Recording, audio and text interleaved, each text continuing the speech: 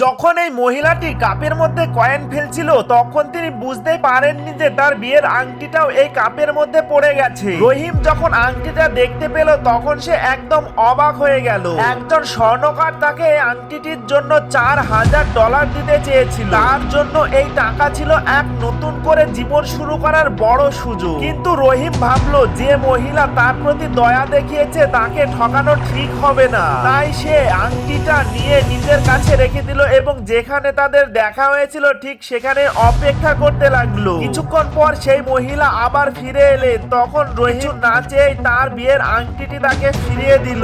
এতে মহিলাটি এতটাই খুশি হয়েছিলেন যে তিনি রহিমের জন্য প্রায় $2 লক্ষ জোগাড় করে দিয়েছিলেন। এই টাকা ছিল আংটিটির দামের প্রায় 50 গুণ বেশি। সেই টাকায় রহিম একটা বাড়ি কিনতে পেরেছিল এবং তার হারিয়ে যাওয়া পরিবারের সঙ্গে আবার দেখা করতে পেরেছিল। আর আপনিও যদি একজন সৎ মানুষ হন তাহলে চ্যানেলটি সাবস্ক্রাইব করে ভিডিওটিতে একটা লাইক করে দিন।